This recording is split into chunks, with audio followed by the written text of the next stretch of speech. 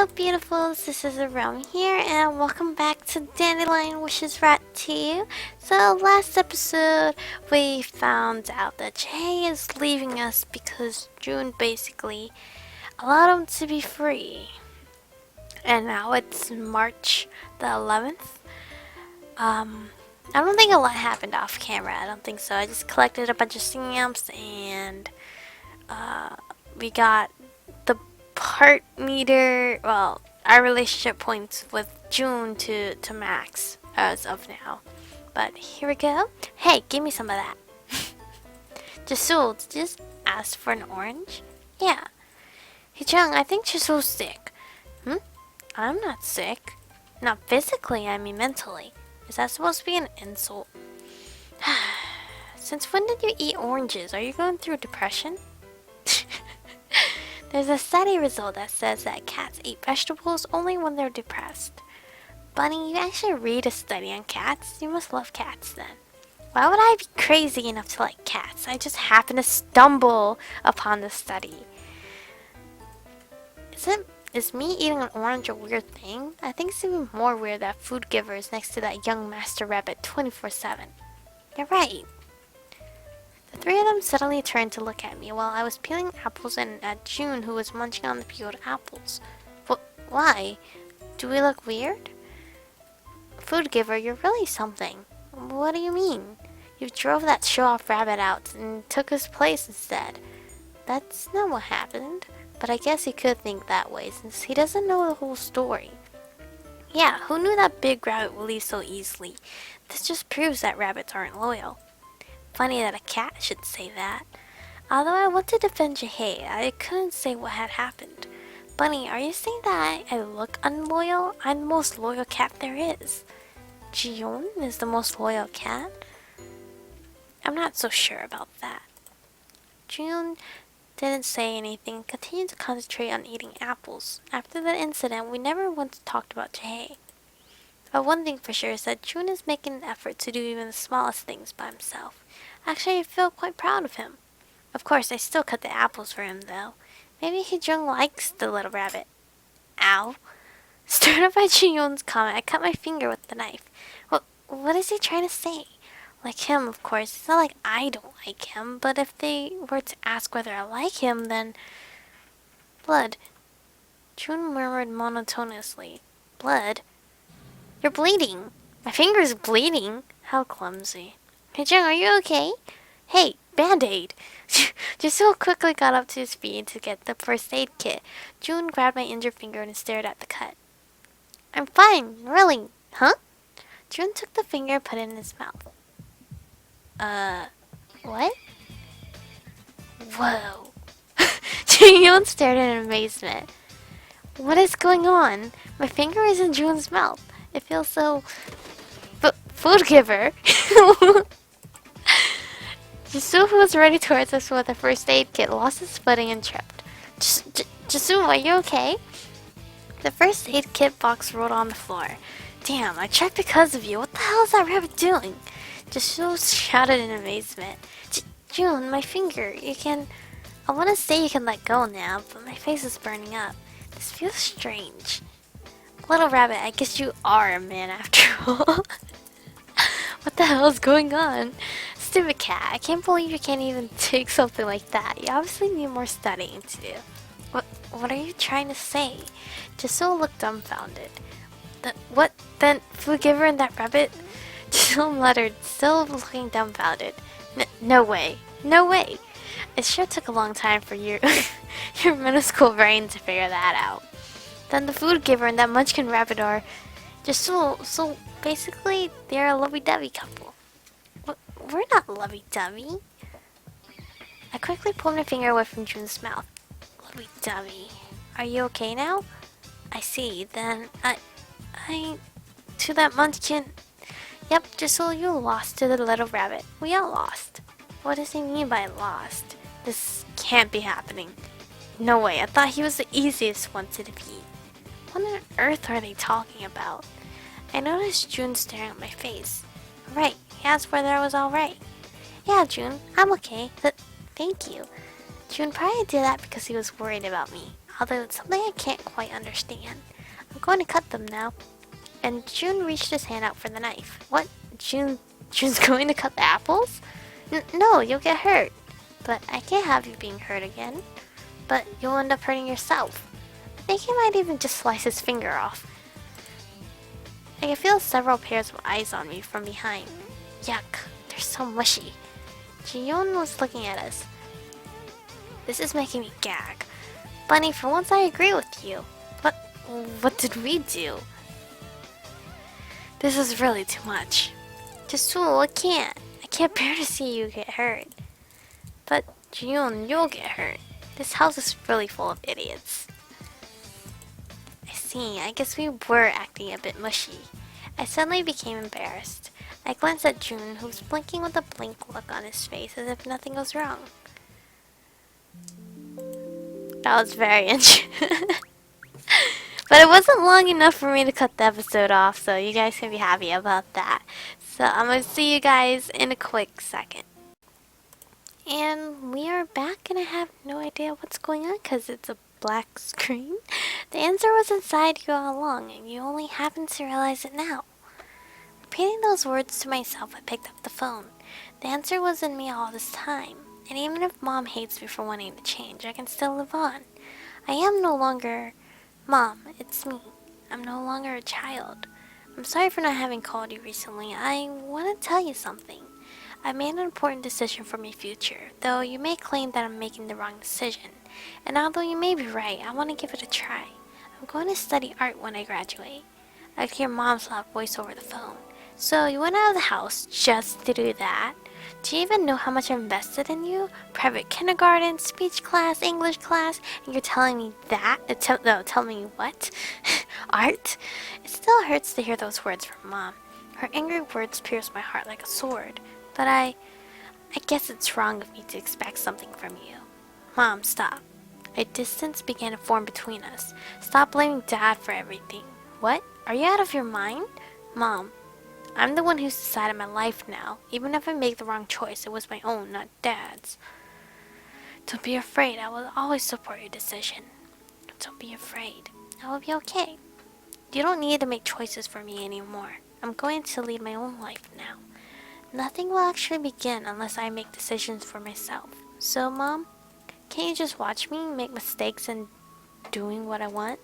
I won't ask for her to support me like June. It'll be enough just to have her watch me. Just watch me without turning your back on me. I absolutely have had it with you. But what was being told over the phone went against my wishes. I already knew that it would be like this. I lived long enough with Mom to know what kind of person she is. I already knew that she wasn't going to give me a chance. Mom, I don't need to hear any longer. In fact, I'm relieved. Don't you ever call me again. And Mom turned her back on me. Live however you want.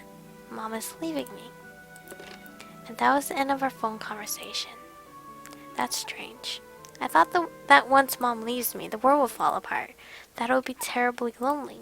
But I'm fine. June was right. I shouldn't have been afraid. For the first time, I felt that I truly became an independent adult. Wow.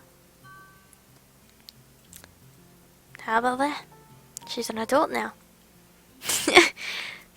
I thought it would be a little bit more longer, but it's fine. So I'm just gonna keep on playing, and I'll show you guys right back when something pops up.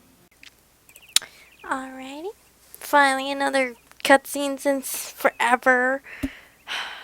Seems like it's more chores than anything right now. Spring has come already. Come to think of it, this winter wasn't all that cold. Maybe it's because of global warming.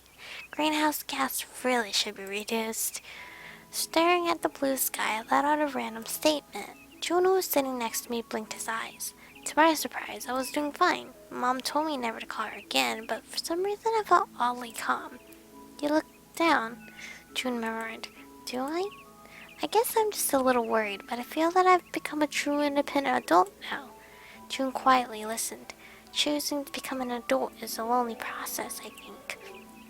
Do you regret it? No, I've put off making my own decisions for too long. It took me 4 years after high school graduation. It took me a long time to tell mom what I really want. I thought that I would automatically become an adult once I hit a certain age, but now I know that isn't the case. I thought that I would become an adult as soon as I graduated from high school. I thought that living alone meant that I was an adult, but I was actually a child playing an adult. To become an adult, to be completely independent from your parents, to decide my own future, they all come with a great responsibility. I'm envious of you. June is looking at my eyes. I've been putting off making a decision too. You too? June closed his eyes. Yes. Now that I think about it, June said something about that before. Eddie too knows the answer already. It just takes time for him to admit it. Me as well. By decision, does he mean letting Jae go? Jae had left for good. Is June really alright? He looks fine on the outside, but I have a question. What really happened between June and Jae? Why did June say that he can never be forgiven by Jae? Did June really ruin Jae's happiness? Jae said no, but you know what you said when Jae had left? June was crying at the time. Can you tell me what happened in the past between the two? June opened his eyes slowly. Yes. He spoke without hesitation. Since I was born, I only had ambitious people around me, because everyone believed that I would be the next king. They believed that he would be the king since he was born? Why? In my world, there is a legend that a rabbit with pure white hair and ruby red eyes was born with the gift of precognition. So people thought that because of how you look? Yes. Everyone always talked about how I'll become a great king. Many aristocrats fought to be my close aides. Everyone was nice to me, but I knew from the beginning that they're all hypocrites. So people around June were really nice to him only because they expected that he'll one day become a king. Although everyone had acted friendly, June knew from the beginning that it was all a lie. He must have been terribly lonely. So I always missed my mother. Right? He said his mother is of a different class. No one saw me for who I was, but my mother did, and I greatly appreciated her doing so. I can't imagine how it would feel to be separated from your mother from birth. June's past must be lonelier than I thought. And as if she knew what I truly needed, she sent Eddie to look after me. Eddie really wanted to protect me. He knew more than anyone else how my mother felt, not being able to be close to someone because you are of a different social class. But people hated Eddie. Because of his hair color? Yes, so I made Eddie into a knight when I was 10. Everyone was against it, but ultimately Eddie became my knight. And I began to use Eddie. Use him? Yes, I didn't want to be involved with the noisy aristocrats, so I used Eddie as my shield. Oh, now I understand what Juna said before, that he used Jae because of his selfishness. Eddie never disobeyed my command. Okay, I don't know why it's suddenly... Prince, aren't you going to respond to the invitation? It's a part of a plot to get me into the power struggle. I'm only 11. Eddie, why does everyone think I'm going to become the king only by the color of my hair and eyes? Because all other kings who had the power of precognition had the same appearance as you, my prince. But that doesn't mean that I will have the power. If another prince realizes the power, everyone will abandon me. I'm not interested in being a king, Eddie. You know that. I do, my prince. I'll follow any decision of yours. Then go to the ball instead of me, and the other party hosted by the duke. As you wish. You're going to be with me even if I'm not king, right? You'll be with me forever, right? Yes, as long as you do not abandon me, I will forever be your knight. Eddie really stayed by my side until the end. Until I let him go. June's voice sounded lonely. Then one day I realized my power. Then you were officially chosen as the next king? No, I hid the fact that I had the power because I didn't want to become the king. Hide? Then people in June's world still don't know that June has the power? I ran away, and I began to depend more on Eddie. I became obsessed with him. Eddie? Eddie? Yes, my prince? Eddie. Prince? I just saw... Prince, the power? I'm scared. Super freaking scared, so I don't want this power. Can you take it away from me? Everyone will now fight out over putting me on the throne. Eddie, how can I become a king? This isn't right. Something must be wrong. Eddie, please don't tell anyone. This is a secret between the two of us. Prince. Eddie, please stay with me. Don't leave me. You'll always be by my side, right? No matter what happens, you won't leave me, right? You'll protect me, right? I ran away from everything, and I depended on Eddie for everything. He was the only one who knew my secret, the only one who understood me. June smiled sadly. I was always so anxious if Eddie wasn't with me. As I became older, other members of the royal family and the aristocrats began to have more interest in me. Everyone waited for the moment for me to realize the power, and I received dozens of invitations to social parties every day. I didn't want to go anywhere. I was scared because everyone was superficial. So I always sent Eddie to all the places that had been invited. I didn't bother to know how Eddie must have felt, dancing with other women instead of me. I was selfish. I was foolish. There were people who didn't welcome Eddie because of his looks, but Eddie never once complained. Eddie did anything to protect me. I don't know exactly how much Jay had sacrificed for June, but I could tell that June was ridden with guilt. And Eddie, for the first time, he fell in love with a woman. Jay? In love? I can't imagine. Jay didn't seem like a person who'd fall in love. June nodded. The woman didn't care about Eddie's look at all. She truly loved him. And what is with this weird music? And Eddie loved her. She's the first person to see him for who he truly is, so I think it was natural for him to be attracted to her. She was kind, more kind than my selfish self. But I became anxious because I felt that Eddie was not mine. I understood why June had felt that way. If the only person who knows my secret, the only person who protects me, has found another special someone besides me, I would be nervous too. I see. You met her because of me. You were supposed to be happy and So he meant the woman when he said her. I used my power to see the woman's future. Her future? I knew it was wrong, but I was just so anxious that Eddie will abandon me to be with a woman, so... June, he was just that nervous. But her future was entirely unexpected. June closed his eyes. Unexpected? What did he see? The woman whom Eddie loved for the first time. I saw her taking her life away. What? Take her life away? Why would she do that? The woman's family disapproved Eddie, and because she was driven to despair, That's terrible. Hearing the story made my heart break. I had no idea that Jay had such a tragic past.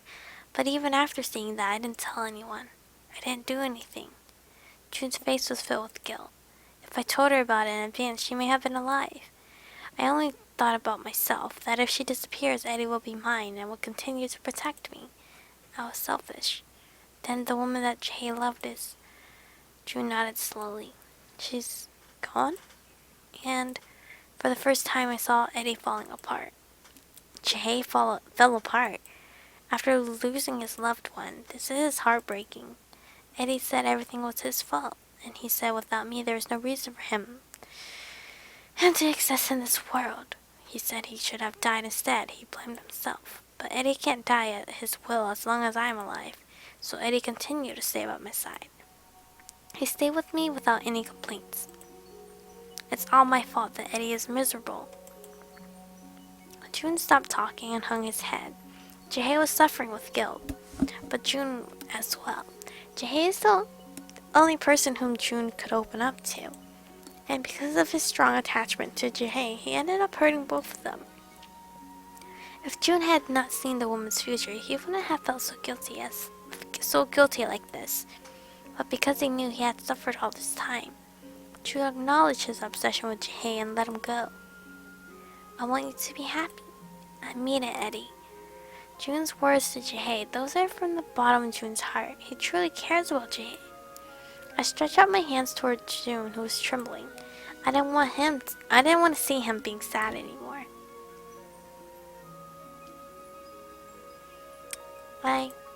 I didn't know anything at all when I first saw him. I just thought that he had no worries since he was always spaced out. But I wanted to make Eddie happy. I had no idea that he was this pained by guilt. But I realized that I can't make him happy because Eddie is too nice. My selfishness makes Eddie miserable. I wish my clothes were getting damp by June's tears. I wish Eddie would rather just blame me. I wish he would call me selfish and even curse at me. He's so foolish. He only knows how to give to other people. Why? June is falling apart in front of me. Chihei is not here anymore, but June grew up to be a wonderful person who was very thoughtful and considerate. June, but it's strange because even so, I'm so selfish. I miss Eddie very much. I want to see Eddie. June, I thought he was really okay because he pretended as if everything was alright, but I had no idea. Don't cry, June. I had no idea that June was sad. I wish I could comfort June's grief, even just a little bit. I'm not Chihei, but I want to comfort June. I'm not Chihei, but I'll stay by your side. I may never be as special as Chihei was to June, but okay.